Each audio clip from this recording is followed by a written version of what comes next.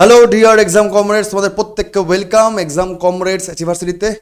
আমরা একদম চাকরি বাকরির সাম্প্রতিক যে খবরগুলো পরীক্ষার জন্য বারবার করে আসে, চাকরি বাকরির পরীক্ষার জন্য তার যে সিরিজ করছিলাম, সেই সিরিজে জুন মাস অর্থাৎ এই মাসের মোস্ট ইম্পর্টেন্ট খবরগুলোকে আবার শুরু করছি।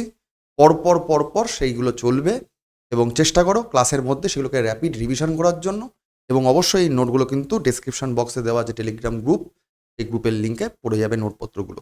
চলো আজকের এই জুন মাসের খবরগুলোকে আমরা এবার র্যাপিড রিভিশন করব, মোস্ট ইম্পর্টেন্ট খবরগুলোকে এবং সিরিজের জিকেগুলোকে। তারই আমরা প্রাইম খবরগুলো আলোচনা করব বলে প্রাইম অ্যাফেয়ার্স জুন মাসের প্রথম এপিসোড শুরু করছি। প্রথম কোশ্চেন তোমাদের স্ক্রিনে পড়ার চেষ্টা করো। কি বলছে sir? Which ministry has launch the honorary rank promotion scheme for retiring personnel of CAPS, PFs and Assam rifles? অর্থাৎ কোন মন্ত্রক সাম্প্রতিককালে সাম্মানিক একটি পদোন্নতির প্রমোশন স্কিম লঞ্চ করছে তাদের জন্য, যারা অবসরপ্রাপ্ত কর্মী তাদের জন্য? কোথাকার কোন পার্টিকুলার ফোর্সগুলোতে? কেন্দ্রীয় আর্মড পুলিশ ফোর্স এবং আসাম রাইফেলসের জন্য। আসাম রাইফেলস যারা কাজ করছেন এবং কেন্দ্রীয় আর্মড পুলিশ ফোর্সে যারা কাজ করছেন তাদেরকে, অবসরপ্রাপ্ত কর্মীদেরকে একটা পদোন্নতি, সাম্মানিক পদোন্নতির জন্য এই স্কিম লঞ্চ করেছে কোন মন্ত্রক? এটা কারেন্ট অ্যাফেয়ার্স না জানলেও চলবে, কারণ আমরা কনসেপ্ট দিয়ে মারতে পারি। কারণ এই প্যারা ফোর্স যেগুলো রয়েছে সেগুলো ডিরেক্ট ডিফেন্সের ফোর্সের মধ্যে পড়ে না, সুতরাং স্যার ডিফেন্সের বিষয়বস্তু এটা নয়। অপশন সি বলছে মিনিস্ট্রি অফ পার্লামেন্টারি অ্যাফেয়ার্স, সংসদীয় গণতন্ত্রের মধ্যে পড়লেও এটা তো প্যারা ফোর্স, সুতরাং এটার মধ্যেও পড়বে না। Ministry of personnel and public grievance and pension, এটা অন্যান্য যে সিভিল জবগুলো রয়েছে তার মধ্যেও পড়ছে না, সুতরাং যেহেতু এটা ভারতবর্ষের অন্তর্বর্তী প্রতিরক্ষার জন্য কাজকর্ম হয়, সুতরাং এটা হোম অ্যাফেয়ার্সের পার্ট। এটা বেসিক কনসেপ্ট দিয়েই হয়, ধুমধারাক্কা মুখস্থ করার দরকার নেই, কারণ কারেন্ট অ্যাফেয়ার্স মুখস্থ করে হয় না, চর্চা করে পরীক্ষায় পাশ করতে হবে। কি জিনিস স্যার জেনে নেওয়া যাক ডিটেলটা। স্বরাষ্ট্র মন্ত্রণালয়, যার মন্ত্রী আমরা জানি কেন্দ্রীয় মন্ত্রী অমিত শাহ, তার নেতৃত্বে এই প্রকল্পটা আসছে কাদের জন্য? পার্টিকুলারলি কেন্দ্রীয় সশস্ত্র পুলিশ বাহিনী এবং আসাম রাইফেলসের যারা অবসরপ্রাপ্ত কর্মী তাদের জন্য, যারা কনস্টেবল থেকে সাব ইন্সপেক্টর লেভেল পর্যন্ত এই র্যাঙ্কের যারা লোকজন, তাদেরকে সম্মান সুযোগ পদোন্নতি প্রদান করা হবে। এটা কোনো রকমভাবেই কিন্তু ওই কি বলে প্রতীকী একটা সাম্মানিক সিম্বলাইজ করার জন্য, এটা কোনো রকমভাবে কিন্তু আর্থিক বা পেনশন সুবিধা দেওয়া হবে তা কিন্তু নয়, যাতে এই ফোর্সের যারা কর্মী দীর্ঘদিন ধরে ফোর্সে সার্ভিস করছেন, দেশের প্রতিরক্ষাতে সাহায্য করছেন, তাদের সেই অবসরের দিনকে যাতে যাতে মনোবল বাড়ানো যায়, দেশের জন্য তারা যে কাজ করে তাদেরকে একটা গর্ব দেওয়া যেতে পারে, আত্মসম্মান বৃদ্ধির একটা পন্থা বলা যেতে পারে এই সাম্মানিক পদোন্নতিটা। এই প্রকল্পটা আনছে কারা? পার্টিকুলারলি কেন্দ্র সরকারের স্বরাষ্ট্র মন্ত্রক। B is the right answer. ঠিক, চলো পরের কোশ্চেনে চলে যাই এবং ফটাফট অ্যান্সার করার চেষ্টা করব। পরের question, Tral Tral wild life sanctuary is located in which state or union territories? এরকম অফবিট জিকে নিয়ে পরীক্ষায় প্রায়শই কোশ্চেন দেয় এবং তখন আমাদের অবস্থা খারাপ হয় পরীক্ষা হলে গিয়ে। আমরা সেই ধরনের যে কোন পয়েন্ট অফ ভিউতে কোশ্চেনগুলো বারবার করে তুলে নিয়ে আসছে সেইগুলোই আনার চেষ্টা করছি, যাতে তোমরা সেই ধরনের জিনিসগুলোই চর্চা করতে পারো। তো ত্রাল ওয়াইল্ড লাইফ স্যাংচুয়ারি ভারতবর্ষের কোন কেন্দ্রশাসিত অঞ্চল কিংবা কোন রাজ্যে অবস্থিত? ফটাফট কমেন্টে জানাও। অপশান এ জম্মু কাশ্মীর, নাকি অপশান বি উত্তরাখণ্ড, নাকি অপশান সি দিল্লি, নাকি অপশান ডি হিমাচল প্রদেশ? কি হবে স্যার অ্যান্সার? এর রাইট অ্যান্সার হচ্ছে স্যার জম্মু কাশ্মীর। জম্মু কাশ্মীরে যদি আমরা ন্যাশনাল পার্কগুলোকে ইন শর্ট একটু দেখে নিই, আমরা জানি যে ওয়েস্ট থেকে ইস্টে অ্যাসেন্ডিং ডিসেন্ডিং আমরা ন্যাশনাল পার্কগুলোকে পাই, এবং শুরুতে পাই আমরা সেলিম আলী ন্যাশনাল পার্ক, যেটা পার্টিকুলার তোমার রয়েছে শ্রীনগরের মধ্যে, এটাকে আমরা সিটি ফরেস্ট বলে থাকি। এরপরেই পূর্ব দিকে গেলে আমরা পাবো দাচিগাম ন্যাশনাল পার্কে,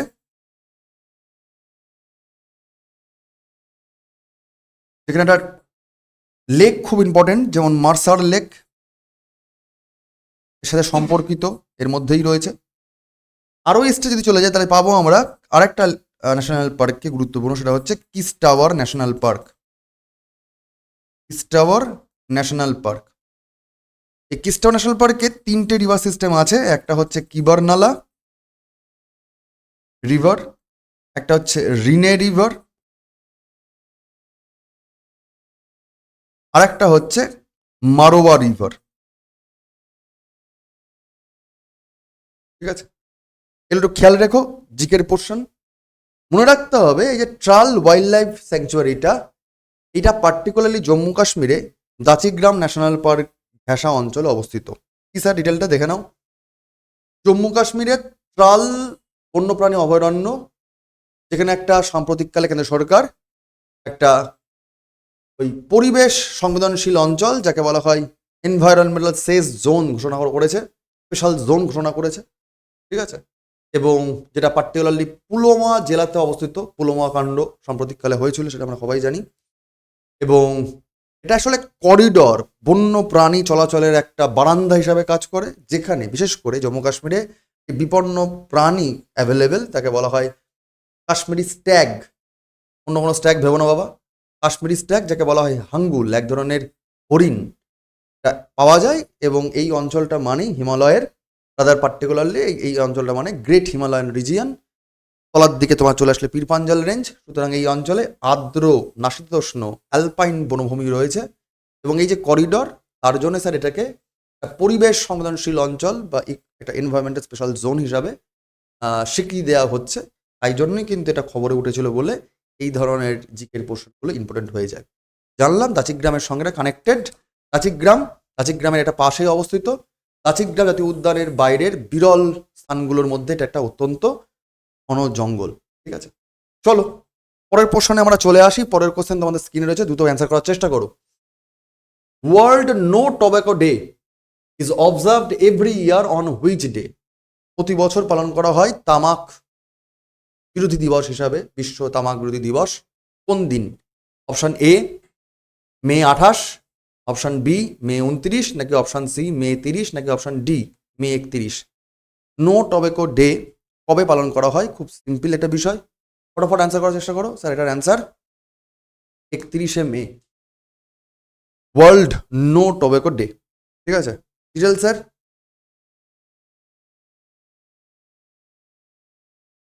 তামাকের ক্ষতিকর প্রভাব সম্পর্কে অ্যাওয়ার করার জন্যই প্রতি বছর 31শে মে বিশ্ব তামাকমুক্ত দিবস পালন করা হয়ে থাকে।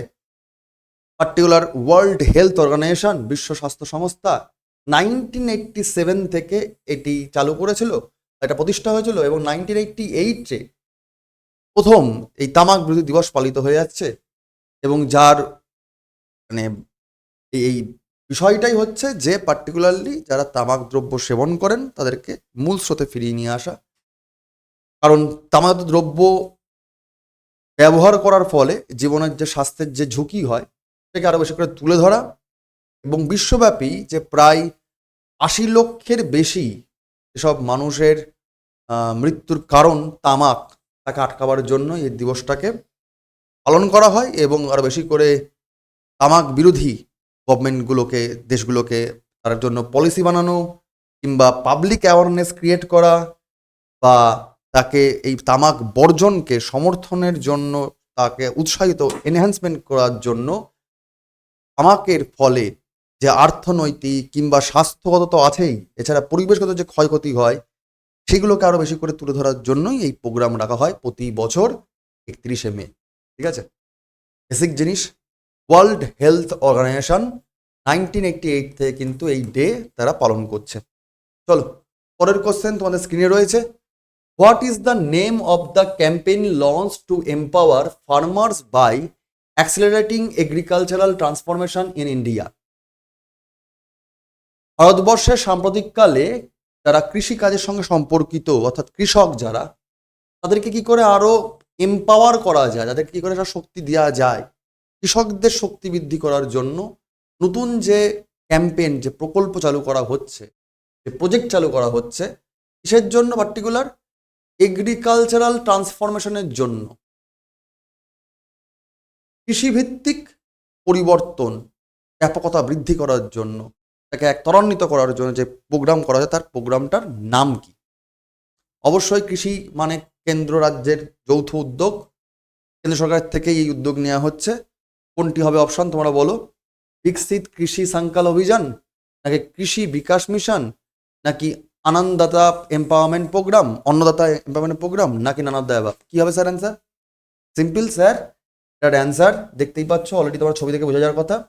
Ministry of agriculture and farmers welfare government of ইন্ডিয়ার তরফ থেকে এই প্রকল্প আনা হচ্ছে, অর্থাৎ প্রকল্পের নাম হচ্ছে বা এই ক্যাম্পেনের নাম হচ্ছে বিকশিত কৃষি সংকল্প অভিযান। বিকশিত কৃষি সংকল্প অভিযান কি ডিটেল স্যার? বিকশিত বা বাংলায় বললে বিকশিত কৃষি সংকল্প অভিযান, এটা মূলত ভুবনেশ্বরের central institute of fresh water aquaculture, মানে কোশ্চেন এখান থেকে এটা হতে পারে, central institute of fresh water aquaculture কোথায় আছে? ভুবনেশ্বর। সেখানে এই অভিযানটা, এর শর্ট ফর্ম হচ্ছে ভিকেএসএ, বিকশিত কৃষি সংকল্প অভিযান, ভিকেএসএ 2025 চালু করা হয়েছে। এই অভিযানের মূল লক্ষ্যই হচ্ছে ভারতে কৃষি রূপান্তরকে ত্বরান্বিত করে 1.5 কোটির বেশি কৃষককে ক্ষমতায়ন দিয়ে দেওয়া। এটি কৃষি এবং কৃষকদের কল্যাণ মন্ত্রকের নেতৃত্বে পালন করা হচ্ছে এবং যেটার সঙ্গে জড়িত রয়েছে তোমার এই central institute of fresh water aqua culture. লক্ষ্য কি? গ্রাম্য রুরাল সেক্টরগুলোতে, রুরাল এরিয়াতে কৃষি ও মৎস্য ক্ষেত্রে উন্নত প্রযুক্তি ব্যবহারের মারফত সেখানকার কৃষক বা এগ্রিকালচার অ্যালাইড যে সেক্টরগুলো রয়েছে সেখানে যাতে কী করে স্বনির্ভরতা বৃদ্ধি পাওয়া যাবে, তাদের ইকোনমি কী করে স্টেবল করা যাবে, স্থায়িত্ব দেওয়া যাবে, বা তাদের কি করে বৃদ্ধি পাবে, তাদের এনলার্জমেন্ট হবে কিংবা এম্পাওয়ারমেন্ট হবে, তার প্রচার করার জন্য এই ক্যাম্পেন। আর যাতে ভারতবর্ষের মতো যে পিছিয়ে পড়া দেশ, যার মূল ইকোনমি হচ্ছে কৃষি নির্ভর বা এগ্রিকালচার অ্যালাইড যে সেক্টরগুলো, তাকে এনহ্যান্স করার জন্যই মানে ক্যাম্পেইনটি চালু হচ্ছে। ঠিক আছে, এর মাধ্যমে, এই ক্যাম্পেইনের মাধ্যমে কৃষকদেরকে প্রশিক্ষণ দেওয়া হবে যাতে তারা উন্নত মানের প্রযুক্তি ব্যবহার করতে পারে। কৃষি বিজ্ঞানী তারা নানা রকম ভাবে দেশের বিভিন্ন রকম জেলা জুড়ে 5 কোটির বেশি কৃষককে লক্ষ্য করে টার্গেট রেখে এই ক্যাম্পেইন লঞ্চ করছে এবং গ্রামীণ উন্নয়নের সঙ্গে সঙ্গে জীবিকা সুরক্ষার মতো যে ভাইটাল বিষয়গুলো মানে দেশের জাতীয় পলিসিগুলোর মধ্যে থাকে, তার মধ্যে অন্যতম প্রজেক্ট হিসাবে এটা কিন্তু লঞ্চ করা হয়েছে। হচ্ছে বিকশিত কৃষি সংকল্প অভিযান বা ভিকেকেএসএ বা বিকশিত কৃষি সংকল্প অভিযান 2025 ভুবনেশ্বরে লঞ্চ করা হয়েছে। এটা একটু খেয়াল রেখো, ভুবনেশ্বরে লঞ্চ করা হয়েছে। ঠিক, চলো পরের খবরে চলে যাই। ফটাফট বলবে, অ্যান্সার করবে। Which ministry has launched Swachh Survekshan Gramin বা শর্টে SSG 2025 India's largest rural sanitation survey? ভারতবর্ষের সবচেয়ে বড় গ্রামীণ অঞ্চলে স্বচ্ছ সুরক্ষা গ্রামীণ প্রজেক্ট নেওয়া হয়েছে। এটা কোন মন্ত্রকের আন্ডারে নেওয়া হয়েছে? কোথায়? স্যানিটেশন সার্ভে করার জন্য, শৌচালয় পরীক্ষা নিরীক্ষা বা তার সার্ভে করার জন্য করা হয়েছে। কোন মন্ত্রকের আন্ডারে? Ministry of rural development option A, নাকি option B ministry of panchayati raj, নাকি option C ministry of agriculture, নাকি option D ministry of Jal Shakti? কি হবে স্যার অ্যান্সার? দ্রুত কমেন্টে জানাও। Ministry of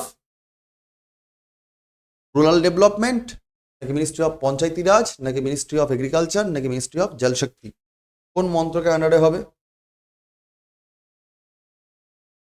largest rural sanitation survey বা স্বচ্ছ সুরভেক্ষণ গ্রামীণ এসজি প্রজেক্ট। এটার অ্যান্সার গ্রামীণ বলা হয়েছে, শৌচালয় বলা হচ্ছে, সুতরাং জল শক্তি। Option D is the right answer.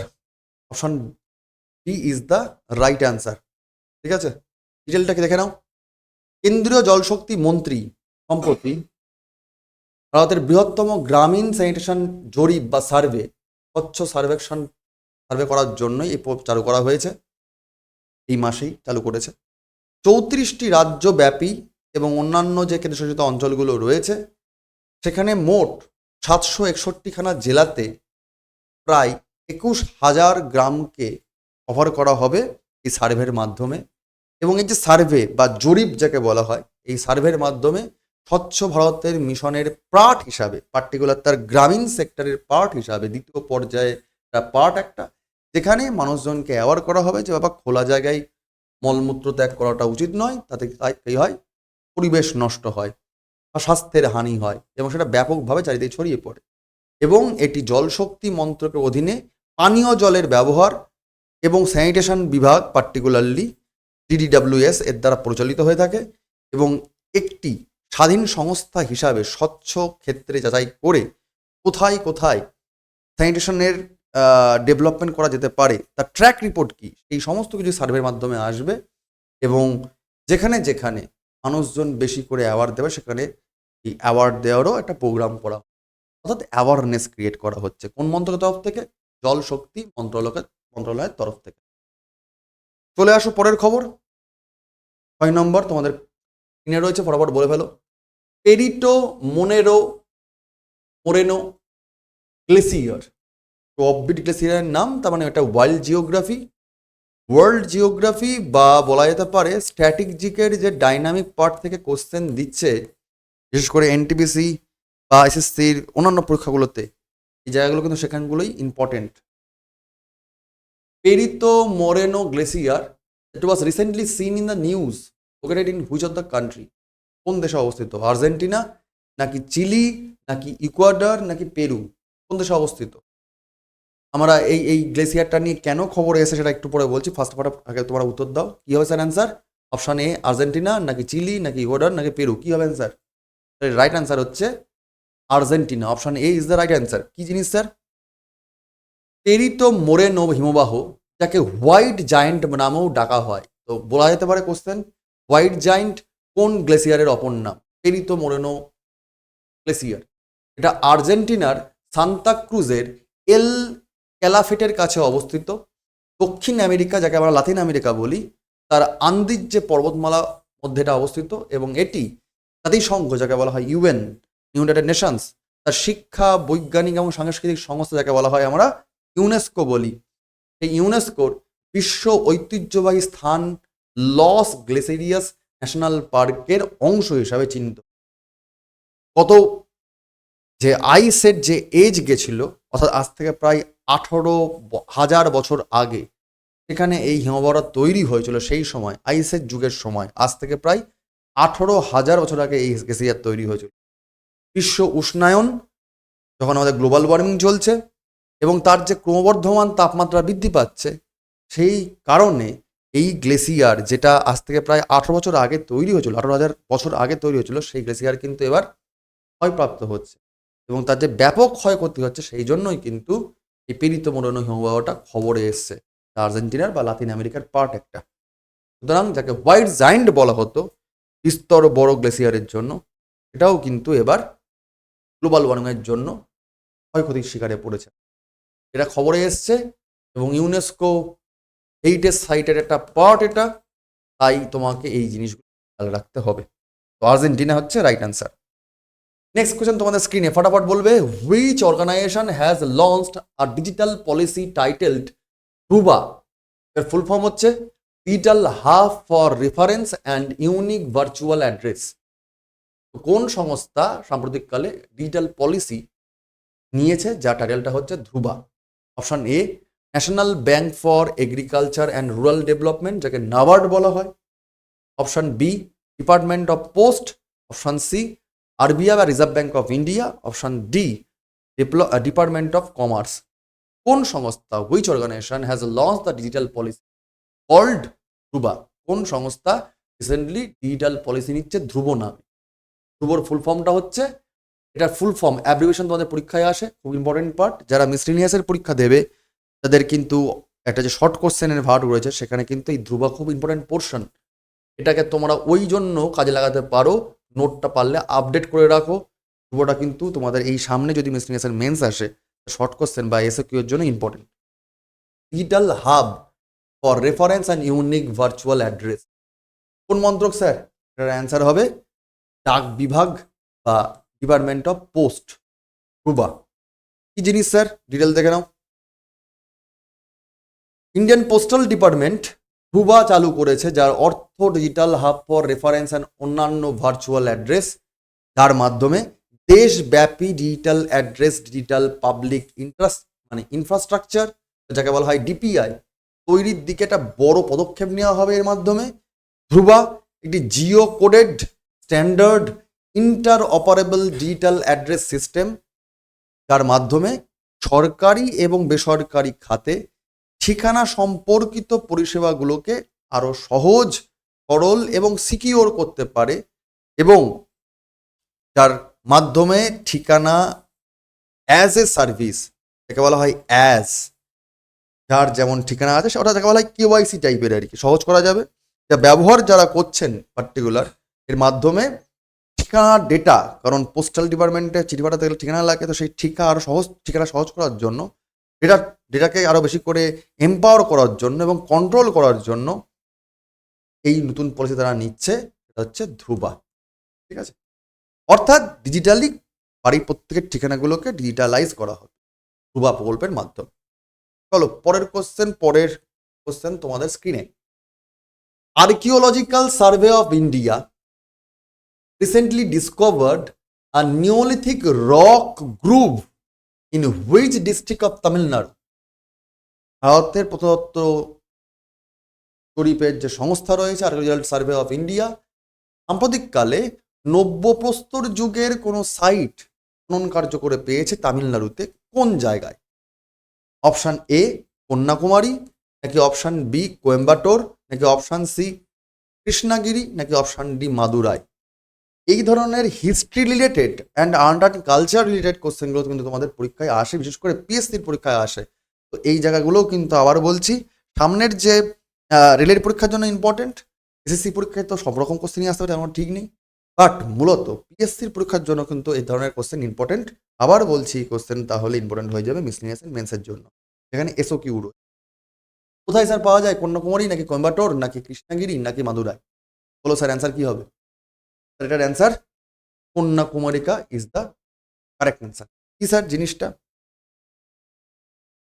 Kanyakumarika বা কন্যাকুমারিকা ভারতের প্রত্নতত্ত্ব জরিপের যে সংস্থা, সম্প্রতি কন্যাকুমারী জেলায় প্রাচীনতম শিলার যে ভাঁজ বা এই যে খনন কার্য করতে করতে পাওয়া গেছে, এই ভাঁজ একটি খুঁজে পেয়েছে, যার নব্যপ্রস্তর যুগে যেখানে ধারালো অস্ত্র ব্যবহার করা হতো তার একটা স্থান হিসাবে চিহ্নিত করা। নব্যপ্রস্তর যুগ, যা নব্যপ্রস্তর যুগে পার্টিকুলার যে প্রিমিটিভ যেসব মানুষরা থাকতো, তাদের যে ডেভেলপমেন্ট, সিভিলাইজেশন, প্রাগৈতিহাসিক মানব সভ্যতা বিকাশের শেষ পর্যায়ে সেখানকার মানুষরা কীরকম অস্ত্র ব্যবহার করতো সেখানে কিন্তু পাওয়া গেছে। এটি শিকার এবং সংগ্রহ থেকে কৃষিকাজ কিংবা পশুপালনের দিকে স্থানান্তরকে চিহ্নিত করছে। অর্থাৎ প্রথমে মানুষজন, আমরা প্রত্যেকে জানি সভ্যতার বিকাশের শুরুই হচ্ছিল কীভাবে, প্রথমে মানুষজন শিকার করতো, তারপর সেখান থেকে শিকার করার পর খাবার দাবার সংগ্রহ করতো, তারপর সেখান থেকে মানুষের যখন খাবার দাবার ঠিকঠাক করে জোগান হচ্ছে না তখন মানুষজন কৃষিকার্য করছে, তার সঙ্গে সঙ্গে পশুপালনও করছে, অর্থাৎ মানুষজন সভ্যতায় উত্তীর্ণ হচ্ছে। সেই দিকটাই কিন্তু এই এভিডেন্সগুলো কিন্তু পাওয়া যাচ্ছে সাউথ ইন্ডিয়াতে। আমরা নব্যপ্রস্তর যুগের গল্প মূলত বা সভ্যতার ইতিহাসের গল্প মূলত আমরা নর্থ ইন্ডিয়ার ক্ষেত্রে পাই। কিছু কিছু ক্ষেত্রে যখন আমরা ডেপথে পড়াশোনা করি তাহলে ভারতবর্ষের অন্যান্য জায়গাতেও পাই, যেমন চিকমাগালুরের নাম আমরা সাউথ ইন্ডিয়াতে পেয়ে থাকি আচ্ছা প্রিমিটিভ হিসাবে। তেমনই একদম ভারতবর্ষের এন্ডিং পয়েন্ট কন্যাকুমারিকা জেলাতেও কিন্তু পাওয়া যাচ্ছে। মানে সভ্যতার বিকাশ শুধুমাত্র সিন্ধু সভ্যতাকে কেন্দ্র করে তা ছিল না, সভ্যতা এক এক সময়ে বিকশিত হয়েছে, বাট এই এভিডেন্সটা কিন্তু আজকের দিনে দাঁড়িয়ে আর একটাও বড় সড়ো ধাক্কা দেয় ইতিহাসকে, যে ভারত শুধুমাত্র উত্তরের দিকেই বিকশিত হয়েছিল, সাউথ ইন্ডিয়াতে নয়। কিন্তু আরেকবার ভুল প্রমাণিত হলো, কারণ একদম দক্ষিণতম বিন্দুতেও, দক্ষিণতম জায়গাতেও কিন্তু সভ্যতার বিকাশের চিহ্ন পাওয়া যাচ্ছে, যেটা ওই নিওলিথিক পিরিয়ডের নিওলিথিক রক সিস্টেমের। ঠিক, চলো পরের কোশ্চেনে চলে আসি। তোমাদের স্ক্রিনে রয়েছে আবার সেই একই রকম একটি এনভায়রনমেন্ট রিলেটেড কারেন্ট অ্যাফেয়ার্সের প্রশ্ন। Kawal tiger reserve is located in which of the following states? Kawal tiger reserve offbeat নাম, তোমাদের পরীক্ষার খুব ঘুরিয়ে ফিরিয়ে আসে এই ধরনের কোশ্চেন এনভায়রনমেন্ট থেকে, সেই ধরনের কোশ্চেনই তোমাদের রাখা হচ্ছে। এটা নিউজে কেন আছে সেটা পরে বলছি, আগে বলো এটা কোথায় আছে। অপশান এ উড়িষ্যা, নাকি কর্ণাটকা, নাকি মহারাষ্ট্র, নাকি তেলেঙ্গানা? কোনটা স্যার অ্যান্সার কি হবে? Sir answer Telangana. এটা স্যার অ্যান্সার তেলেঙ্গানা। কি স্যার দেখে নাও, তেলেঙ্গানা রাজ্য সরকার সম্প্রতি মহারাষ্ট্রের Kawal tiger reserve and Tadoba Andhari tiger reserve সংযুক্তকারী টাইগার করিডরকে কুমার ভীম সংরক্ষণ রিজার্ভ হিসাবে ঘোষণা করেছে, বা যাকে বলা হয় কাওয়াল টাইগার রিজার্ভ। এই কাওয়াল টাইগার রিজার্ভ তেলেঙ্গানায় গোদাবরী নদীর তীরে অবস্থিত এবং দাক্ষিণাত্য যে পেনিনসুলার রিজিয়ান বা উপদ্বীপীয় যে অঞ্চল, তার যে হাইল্যান্ডস মালভূমি অঞ্চলগুলো রয়েছে সেখানে অবস্থিত। অর্থাৎ এটা হাইল্যান্ড মানে যে ওয়েস্টার্ন ঘাট মাউন্টেন বা সহ্যাদ্রি পর্বতমালা তার একটা অংশ, এবং মধ্য ভারতের যে যে বাঘ অ্যাভেলেবেল পাওয়া যায়, অর্থাৎ টাইগার যে ল্যান্ডস্কেপ তার দক্ষিণতম প্রান্ত হিসাবে এটা চিহ্নিত। এটি মহারাষ্ট্রের টাডোবা আন্ধেরি টাইগার রিজার্ভ এবং ছত্তিশগড়ের ইন্দ্রাবতী টাইগার রিজার্ভের সাথে পরিবেশগত সংরক্ষণ স্থাপন করে। আমরা যদি একটুখানি কনসেপ্ট ক্লিয়ার করি ভারতবর্ষের দক্ষিণাঞ্চলের জায়গাগুলোকে, তোমার মহারাষ্ট্র এরকম জায়গা, এখানে স্যার গোয়া, মহারাষ্ট্র, স্যার এই দিকটা হচ্ছে তোমার কর্ণাটক রিজিয়ন, এখানে কেরালা, এটা কর্ণাটকা, এটা মহারাষ্ট্র, এটা কেরালা, স্যার এই দিকটা তামিলনাড়ু, অন্ধ্রপ্রদেশ, ওড়িশা, ওয়েস্ট বেঙ্গল। স্যার এরকম করে তোমার রয়েছে ছত্তিশগড়, আর এরকম তোমার জায়গাটা হচ্ছে তেলেঙ্গানা। জিওগ্রাফিলি যদি দেখা যায় তাহলে এই সাতপুরা মাউন্টেন রেঞ্জ তার দক্ষিণতম অংশ, মানে পেনিনসুলার রিজিয়ান, তার যে ধাপগুলো নামছে, মানে দণ্ডকারণ্য অঞ্চল, কিংবা আমরা যাকে বলা হয় তেলেঙ্গানা প্লেটু রিজিয়ান, যেটা অন্ধ্রপ্রদেশের দিকে চলে গেলে হয়ে যাবে কি রয়্যালসীমা প্লেটু বলা হয়। এই যে রিজিয়ানটা দক্ষিণতম প্লেটুর দক্ষিণতম অংশ, যেখানে টাইগার অ্যাভেলেবেল রয়েছে। অন্যদিকে টাডোবা আন্ধেরি যাকে বলা হয়, এবং জিকের কোশ্চেন পরীক্ষায় আসে যে মহারাষ্ট্রের দক্ষিণতম টাইগার রিজার্ভের নাম কি, তখন বলা হয় সহ্যাদ্রি টাইগার রিজার্ভ যাকে বলা হয়। এই সহ্যাদ্রি টাইগার রিজার্ভ ঠিক ওপর দিকে, মানে দক্ষিণ পূর্ব দিকে তোমার রয়েছে টাডোবা আন্ধেরি ন্যাশনাল পার্ক বা টাইগার রিজার্ভ। 2016 সালে একটা কারেন্ট অ্যাফেয়ার্স ছিল যে ভারতে বাঘ চলাচলের জন্য প্রথম ব্রিজ কোথায় তৈরি করা হলো। 2016 সালের কারেন্ট অ্যাফেয়ার্স ছিল স্যার একটা, ওই সময়কার মার্চ এপ্রিলের দিকে খবর, যদ্দূর আমার এই মুহূর্তে মনে পাচ্ছে, আজ থেকে 9 বছরের পুরনো খবর, যতটুকু মনে পড়ছে সেটা হচ্ছে টাডোবা আন্ধেরি সেই সময় খবরে এসেছিল 2016 সালে। ইন্ডিয়ার first tiger movement foot bridge was launched in Tadoba Andhari. ঠিক আছে, সেই টাডোবা আন্ধেরি যে টাইগার রিজার্ভ, আর পার্টিকুলার ছত্তিশগড়ের যে ইন্দ্রাবতী টাইগার রিজার্ভ এবং ন্যাশনাল পার্কও বটে, এর মধ্যে বাঘেদের মুভমেন্ট করার জন্য ওয়েস্টার্ন ঘাট মাউন্টেন সিরিজ, পশ্চিম ঘাট মাউন্টেন এবং সাতপুরা এবং এই যে পার্টিকুলার প্লেটু রিজিয়ানটা, এইখানটাই স্যার যে ওয়াইল্ড লাইফ স্যাংচুরি হিসাবে ঘোষণা করা হচ্ছে যে জঙ্গলটাকে, তারই নাম হচ্ছে কাওয়াল টাইগার রিজার্ভ, যার আসল নামটা কি বলা হচ্ছে, তেলেঙ্গানা সরকার কি বলছে, কুমার ভীম সংরক্ষণ রিজার্ভ। কুমার ভীম সংরক্ষণ কানেক্ট করছে কাকে কাকে, মহারাষ্ট্রের টাডোবা আন্ধেরিকে, আর এদিকে ছত্তিশগড়ের পার্টিকুলার যেটার নাম হচ্ছে ইন্দ্রাবতী টাইগার রিজার্ভ। একটু ম্যাপ করে খেয়াল রাখবে, তাহলে দেখবে সমস্ত জিনিসগুলো ক্লিয়ার হয়ে যাবে। এটা টাইগার করিডর বলা যেতে পারে। কাওয়াল টাইগার রিজার্ভটা হচ্ছে টাইগার করিডর, বাঘেদের চলাচলের জন্য একটা রাস্তা, যাতে ইকোসিস্টেম ব্যালেন্স থাকে। ঠিক, চলো পরের কোশ্চেনে চলে আসি। The national Florence Nightingale award was instituted by which ministry? সাম্প্রতিককালে ভারতের কোন মন্ত্রক একটা অ্যাওয়ার্ড বা পুরস্কার চালু করছে, যার নামই হচ্ছে জাতীয় Florence Nightingale award. Nightingale, Florence nightingale মানেই বুঝতে পারছো কার উদ্দেশ্যে এবং কি উদ্দেশ্যে। আশা করি তোমরা বুঝে গেছো, এটা পুরোপুরি নার্সিং বা সেবা ক্ষেত্রের জন্য ফ্লোরেন্স নাইটিঙ্গেল। কোন মন্ত্র চালু করবে? মিনিস্ট্রি অফ কালচার, নাকি ministry of health and family welfare, নাকি ministry of science and technology, নাকি ministry of defence? Florence Nightingale কে ছিল সেটা থেকে বুঝতে পারবে। এটার অ্যান্সার, পার্টিকুলারলি ফ্লোরেন্স নাইটিঙ্গেল যখন বললামই সেবা ক্ষেত্রের জন্য বা নার্সিংয়ের জন্য, ন্যাচারালি স্যার এটা সংস্কৃতির ব্যাপার হবে না, যতই তোমার অ্যাওয়ার্ড হোক। ঠিক আছে, তো কালচারাল স্যার এটা হবে না। সায়েন্স টেকনোলজির পার্ট নয় ফ্লোরেন্স নাইটিঙ্গেল, হতেই পারে না। ডিফেন্সের তো পার্ট আরোই নয়, তো ন্যাচারালি পড়তে হবে স্যার একটা option, health and family welfare. একটু আইকিউ লাগালেও কিন্তু এই ধরনের কোশ্চেনগুলো সলভ হয়ে যায়, কারণ কারেন্ট অ্যাফেয়ার্স মনে রাখার তো একটা লিমিট থাকে। এখানে একটু ট্যাগ করে মনে রাখার চেষ্টা করতে। ট্যাগটা কি স্যার? ট্যাগটা হচ্ছে সম্প্রতি ভারতের রাষ্ট্রপতি শ্রীমতী দ্রৌপদী মুর্মু তিনি তার রাষ্ট্রপতি ভবনে আয়োজন করেছিল এক অনুষ্ঠান, যেখানে নার্সদের হাতে 2025 সালে জাতীয় ফ্লোরেন্স নাইটিঙ্গেল পুরস্কার তুলে দেন। জাতীয় ফ্লোরেন্স নাইটিঙ্গেল পুরস্কার 1973 সালে ভারত সরকারের স্বাস্থ্য পরিবার কল্যাণ মন্ত্রক দ্বারা শুরু হয়েছিল। আজকের উৎসব নয়, আজকের অ্যাওয়ার্ড নয়, 1973 চালু হয়েছিল এবং সাম্প্রতিককালে এটা আবার পালন করা হলো এবং 25 সালে দান করা হলো। এটি কেন্দ্র সরকার, রাজ্য এবং কেন্দ্রশাসিত অঞ্চল এবং যেসব স্বেচ্ছাসেবী সংস্থাগুলো রয়েছে তাদের যেসব অসামান্য যারা নার্সিং কর্মী রয়েছেন, নার্স যারা রয়েছেন সেবা, তাদেরকে দান করার জন্য একটি অনারারি ন্যাশনাল লেভেলের অ্যাওয়ার্ড। এবং সেই পুরস্কার বিভিন্ন রকম হাসপাতাল, সম্প্রদায় কিংবা এডুকেশন বা প্রশাসনের নার্সদের মেধাবী সেবা কার্যের সঙ্গে যারা যুক্ত সরাসরি, তাদের স্বীকৃতি দান করার জন্যই কিন্তু এই পুরস্কারটা দেওয়া হয়, যার সার্টিফিকেট ছাড়াও আর্থিক মূল্য হচ্ছে প্রায় 1 লক্ষ টাকা নগদ পুরস্কার এবং অবশ্যই একটি পদক দেওয়া হয়।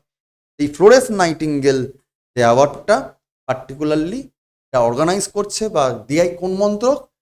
Ministry of health and welfare, family welfare, এই মন্ত্রকের অধীনে এই অ্যাওয়ার্ডটা দান করা হয়ে থাকে। চলে আসি পরের খবর, বেশি কোশ্চেন আর নেই, ফটাফট করে ফেলবো। হুইচ মিনিস্ট্রি লঞ্চ দ্য কৃষি Nivesh portal? Krishi Nivesh portal. Option D ministry of Jal Shakti, option C ministry of finance, option B ministry of rural development, নাকি option A ministry of agriculture and farmers welfare?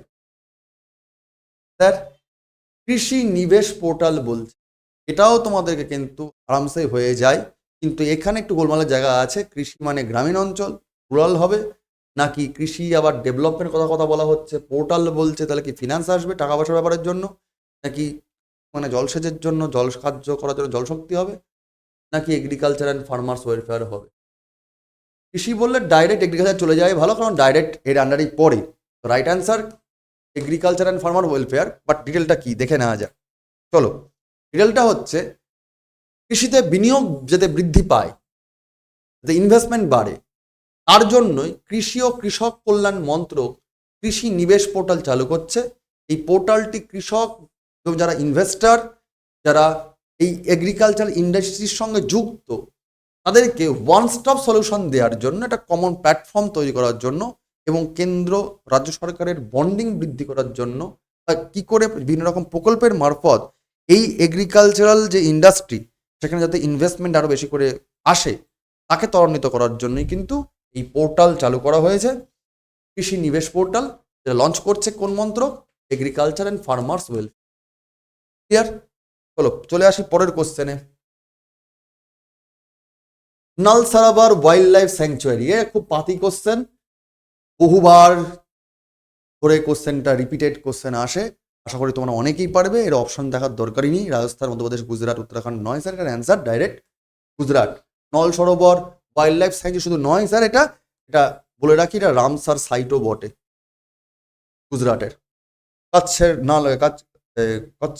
কচ্ছের রনের পাশে, কানাপ কচ্ছের পাশে অবস্থিত। সম্প্রতি গুজরাটের নালসারাবারে বন্যপ্রাণী অভয়ারণ্য একটি বিরল আর্কটিক সামুদ্রিক পাখি আইবানাস গুল দেখেছে, মানে এটা বিরল পাখিকে দেখতে পেয়েছে এখানে। এটা Ramsar site plus bird sanctuary বটে। 2013 সালে লাস্ট দেখা গেছিল, পরে এটা 25 সালে, মানে প্রায় 1 যুগ 12 বছর পর দেখা যাচ্ছে ভারতে এটি প্রথম দেখা গেছে কেরালা অঞ্চলে। 2013 সালে প্রথম এটা কেরালা দেখা গেছিল, গুজরাটে অঞ্চলে দেখা যাচ্ছে প্রথমবার। নালসারাবার পাখি অভয়ারণ্য গুজরাটে অবস্থিত। 1969 সালে এটিকে অভয়ারণ্য ঘোষণা করা হয়েছিল এই নালসারাবারকে। 2012 সালে রামসার সাইট কনভেনশনের মাধ্যমে রামসার সাইটে পরিণত করা হয়। তোমাদের বলছিলাম না, রামসার সাইটে ঘোষণা করা হয়েছিল। 84টা নানা রকমের যে শৈবাল গ্রুপ রয়েছে বা 72টি যে ফুলের গাছ রয়েছে, রকমের ফুলের গাছ, অর্থাৎ একটা বায়োডাইভার্সিটি রয়েছে এই নালসারাবারের মধ্যে, ঠিক আছে। বিরল পাখি দেখা গেছে বলে এটা খবরে এসছে রিসেন্টলি। পাখিটার নাম কি? আইবানাস গুল, এটার জন্যই নালসারাবার খবরে আবার এসছে। চলে আসি পরের খবরে। Bayraktar TB2 is an unmanned aerial vehicle বা UAV developed by which country? Bayraktar TB2 একটা aerial vehicle, unnamed aerial vehicle UAV, কোন কান্ট্রি, কোন দেশ তৈরি করেছে? দেখতেই পাচ্ছ, প্লেন, এরিয়াল বলতে বোঝা যাচ্ছে ধরনের যান, ছোটখাটো প্লেন বলা যেতে পারে। এটা কোন দেশ তৈরি করেছে? ইসরায়েল, ইউক্রেন, ইন্ডিয়া নাকি টার্কি? কি হবে স্যার অ্যান্সার? এটা স্যার অ্যান্সার কি হবে? কোন দেশ ছোট্ট বিমানটাকে তৈরি করেছে? তার নাম হচ্ছে বাইরাক্তার TB। স্যার এর অ্যান্সার টার্কি। কি জিনিস স্যার? অপারেশন সিন্দুরের সময় পাকিস্তানের তুর্কি উৎপাদিত ড্রোন ব্যর্থ হওয়ার পর তুরস্কের বাইরাক্টার TB2 ড্রোনের সুনাম নষ্ট হয়ে যায়। অর্থাৎ ইন্ডিয়া যখন অপারেশন সিঁদুর করছে এই সময় ওরা যে টার্কিস বিমান পাঠিয়েছিল, ড্রোন যেটা খুব, এই অ্যাকচুয়ালি এটাগুলো ড্রোন, এই ড্রোনটার যে সুনাম ছিল সেই ড্রোনটা নষ্ট হয়ে গেছে। তাই মাত্রই কিন্তু খবর এটা উঠে এসেছে যে কোন দেশ তৈরি করেছিল। তো বাইরাক্টার TB2 হলো একটি তুর্কি নির্মিত মিডিয়াম অল্টিটিউড লং এন্ডুরেন্স বা মেল বলা শর্টে ট্যাকটিক্যাল, কৌশলগত, মানবহীন, পুরোটাই আর কি রোবোটিক মানবহীন বিমানবাহী যান বা ইউএভি। মূলত গোয়েন্দা কাজ বা খবরদারি বা নজরদারি করার জন্য করা হয়, বা রিক্স নেশা যাকে ISR, এবং নির্ভুলভাবে স্ট্রাইক মিশনের জন্য করা হয়। যদিও এই নির্ভুল স্ট্রাইক রেটকে কিন্তু ব্যর্থ করে দিয়েছে ইন্ডিয়ান আর্মি এবং ইন্ডিয়ান এয়ারফোর্স। এদিক থেকে দেখতে গেলে যে তুরস্কের যে নাম ডাকওয়ালা যে ড্রোন সিস্টেম, এটা কিন্তু পর্যুক্ত হয়ে গেছে। এটা একটা খবরও ছিল যে এই যন্ত্রযানটা কে তৈরি করেছে। পাকিস্তান কিনেছিল, পাকিস্তান নিয়েছিল, এর হেল্প কিন্তু ধুয়ে মুছে গেছে। যাই হোক, এটা বানিয়েছিল তুরস্ক। চলে আসা যাক পরের খবরে। দিবাং রিভার, বেসিক GS এর কোশ্চেন, জিওগ্রাফির question. It was recently seen in news flows through the following: Mizoram, Tripura নাকি অরুণাচল প্রদেশ, আসাম নাকি আসাম নাগাল্যান্ড নাকি মণিপুর নাগাল্যান্ড? কি হবে স্যার অ্যান্সার? বেসিক, দিহং, দিবং, লোহিত, আমরা সবাই জানি ব্রহ্মপুত্র রিভার। তার মানে স্যার অরুণাচল প্রদেশ আর আসাম হবে অ্যান্সার। এ বারবার করে দেখার দরকার নেই, যারা রেগুলার ঠিকঠাক করে পড়ো তারা জানোই যে ইয়াং গ্যাপ পাস, ইয়াং অ্যাব পাস, এখান থেকে পার্টিকুলারলি এন্ট্রি নিচ্ছে ব্রহ্মপুত্র রিভার এবং ভারতবর্ষের দুখানা মাত্র রাজ্য দিয়ে বয়ে গেছে। প্রথমে ঢুকেছে অরুণাচল প্রদেশে, তারপরে ঢুকেছে আসাম রাজ্যে। মূলত এই অরুণাচল প্রদেশে যখন ঢুকছে ইয়াং গ্যাপ পাসের মাধ্যমে, তখন ব্রহ্মপুত্র নদের নাম থাকছে দিহং রিভার নামে।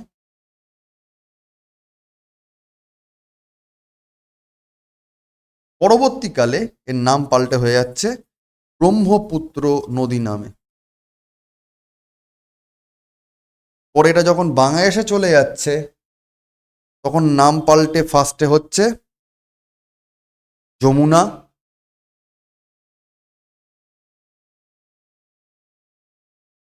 তারপরে যখন পদ্মা গিয়ে মিশছে এর মধ্যে তখন তার নাম হয়ে যাচ্ছে মেঘনা।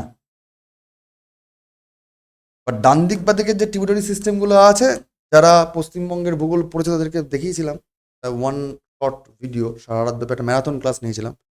যারা দেখোনি পারলে এই ক্লাসটা দেখে নিও, ইউটিউবে অ্যাভেলেবেল আছে আমাদের চ্যানেলেই, প্লেলিস্ট কিছু দেখে নিও। হোয়াট এভার, তোমরা বলেছিলাম যে এই দিকটা যদি এই দিক থেকে এই দিকে আসে রিভার সিস্টেম, তার মানে এটা হচ্ছে ইস্টার্ন সাইড, এটা হচ্ছে ওয়েস্টার্ন সাইড। তার মানে এই রিভারটা হবে কোন দিকে? বাঁ দিকে হচ্ছে, লেফট সাইডে পড়ে যাচ্ছে। তো লেফট সাইডের ফার্স্ট যে রিভারটা আপার সাইড থেকে আসছে তার নাম হচ্ছে, আমরা বলেছিলাম এইচবি পেন্সিল, মনে রাখবে, দিহং। দিহং নামে একটা ট্রিবিউটারি সিস্টেমও আছে। তারপরে তোমার আসছে তোমার আসাম আর অরুণাচল প্রদেশের জাংশন টাইপের জায়গায় দিবং। আর একদম লেফট সাইড থেকে যে নদীটা আসছে তার নাম হচ্ছে লোহিত। এই জন্য চাকরির পরীক্ষায় আরেকটা কোশ্চেনও দেয় যে দ্য মোস্ট লেফটিয়েস্ট রিভারটার নাম কি ব্রহ্মপুত্রের? তার নাম হচ্ছে লোহিত রিভার। এটা কোশ্চেনে আসে, ঠিক আছে? হোয়াট এভার, দিবং রিভার খবরে এসছে কোন রাজ্যের মধ্যে দিয়ে গেছে? অরুণাচল প্রদেশ এবং আসামের মধ্যে দিয়ে গেছে। এটা হচ্ছে বি ইস কানেক্ট অ্যান্সার। কি জিনিস স্যার, কেন খবরে এসছে? ভারতীয় বিমান বাহিনী সম্প্রতি 14 জনকে উদ্ধার করেছে, যাদের মধ্যে 13 জন আসামের বাসিন্দা ছিলেন, যারা দিবাং নদীর বন্যার কারণে অরুণাচল প্রদেশের একটি নদী তীরবর্তী দ্বীপে আটকে পড়েছিলেন। এই নদীতে হরপা বানের জন্য, বন্যাসার জন্য বিমান বাহিনী উদ্ধার করেছে বলে খবরে এসেছিল। দিবাং নদী উত্তর পূর্ব ভারতের ব্রহ্মপুত্র নদীর একটি প্রধান উপনদী। এটি অরুণাচল প্রদেশ এবং আসামের মাঝখান দিয়ে যাচ্ছে। নদীটি উচ্চ দিবাং উপত্যকা বা আপার দিবাং ভ্যালি রিজিয়ন জেলার ডিস্ট্রিক্টের ভারত চীন সীমান্ত থেকে কিয়া পাসের মারফতে এদেশে ঢুকেছে। অর্থাৎ দিবাং রিভারে ঢুকছে কিয়া পাসের মারফত, আর ব্রহ্মপুত্র রিভার ঢুকছে পার্টিকুলারলি ইয়াং অ্যাব এই পাসের মারফত। ঠিক আছে, তো মূলত মনে রাখতে হবে যেটা, সেটা হচ্ছে এখানটাই একটা বন্যার জন্য পার্টিকুলার আসামের এবং অরুণাচল প্রদেশের লোকজন আটকে গেছিল। ইন্ডিয়ান এয়ারফোর্স উদ্ধার করেছে বলে এই রিভারটা কিন্তু পরীক্ষায় আবার ঘুরি ফিরিয়ে আসছে। এবং মনে রেখো দিও, এই দিবাং রিভারে কতগুলো আবার সাব টিউটারিগুলো রয়েছে, তার নামগুলো কি কি? রি, মাথুন, তালান, এমে, আহি, এমরা, আওয়া। এবার স্যার মনে রাখতে পারলে মনে রাখো, যদিও তোমরা অরুণাচল প্রদেশের স্টেট পিএসসি দেবে না তো মনে রাখার দরকার নেই। তবে এই দ্রিটা কেন দাগ দিলাম, এটাকে এরকমভাবে লেখো, কারণ মনে রাখবে ড্রি নামে যেমন ট্রিবিউটারি আছে দিবং রিভারের, ড্রি নামে স্যার একটা ফেস্টিভ্যাল আছে যেটা স্ট্যাটিক জিকের কোশ্চেন দেয়।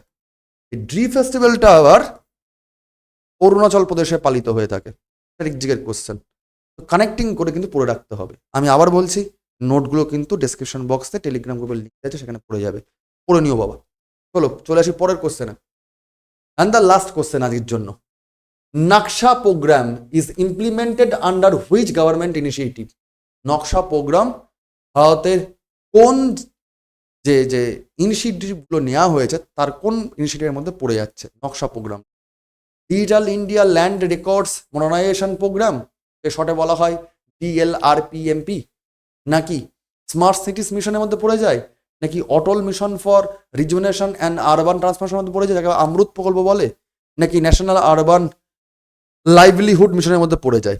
আচ্ছা, মনে রাখাও যারা মিসলিনিয়াসের মেন্স দেবে, এই প্রত্যেকটা মিশন কিন্তু তোমরা 2 নম্বরের যে প্রকল্পগুলো আছে, কোশ্চেন আসে, তার জন্য আবার ইম্পর্টেন্ট। প্রতিটা কিন্তু আবার মিসলিনিয়াসের যে শর্ট কোশ্চেন 2 মার্কসের, তার জন্য আবার ইম্পর্টেন্ট, এসওকিউর জন্য ইম্পর্টেন্ট। এগুলো দেখে রেখো, ঠিক আছে? 5টা তোমাদের দেয়, তোমাদের 3টে ন্যাশনাল লেভেল, 2টো তোমার স্টেট লেভেল, বা উল্টোটা 3টে স্টেট লেভেল, 2টো তোমার ন্যাশনাল লেভেলের। আমাদের প্রত্যেকটা কিন্তু ইম্পর্টেন্ট। বলো স্যার অ্যান্সার কি হবে, কোনটা?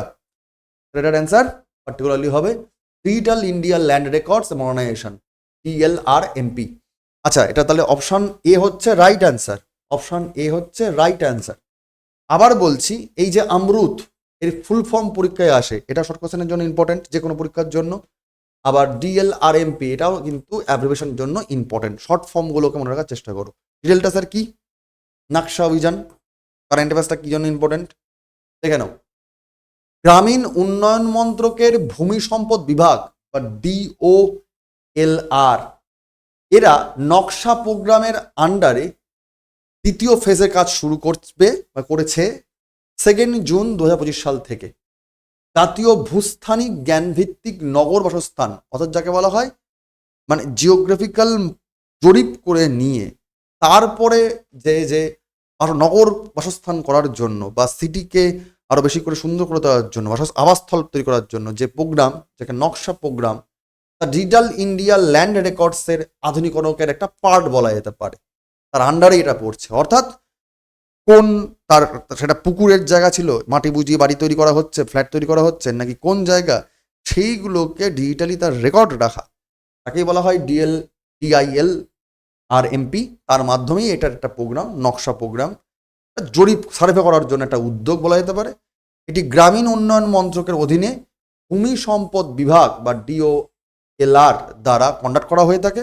এই প্রোগ্রামটি ভূমি রেকর্ড উন্নত করার জন্য শহর ও শহরে বিস্তারিত মানচিত্র প্রস্তুত করে।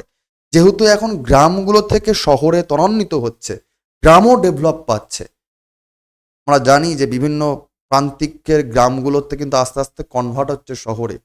তো সেই জায়গাগুলোর জন্যই কিন্তু পার্টিকুলার গ্রামের যে ভূমি রেকর্ড উন্নত করার জন্য শহরের কোথায় মানে আবাসস্থল ঠিকঠাক করা যায়, তার জন্যই কিন্তু এই জয়ী প্রোগ্রাম হচ্ছে, আমি নকশা প্রোগ্রাম।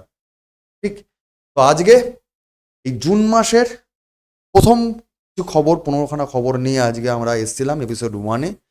আমরা এরম করে প্রতিটা মাসের কারেন্ট অ্যাফেয়ার্স, খুব ইম্পর্টেন্ট খবরগুলো আনবো, যে কোনো চাকরির পরীক্ষার সলভ মানে যাতে করতে পারো, এবং তার র্যাপিড রিভিশন, কোন ধরনের কোশ্চেনগুলো আনছি, কেন আনছি সেটা বোঝার চেষ্টা করো। আর নোটগুলোকে অবশ্যই মন দিয়ে পড়ো, র্যাপিড রিভিশন করো ক্লাসে এসে। আশা করি এই কারেন্ট অ্যাফেয়ার্স নিয়ে সমস্যা তোমাদের চলে পরীক্ষা হলে গিয়ে, এই সমস্যা থাকবে না। প্রত্যেককে বেস্ট অফ লাক। ভালো থেকো, সুস্থ থেকো, পড়াশোনাতে থাকো। Thank you.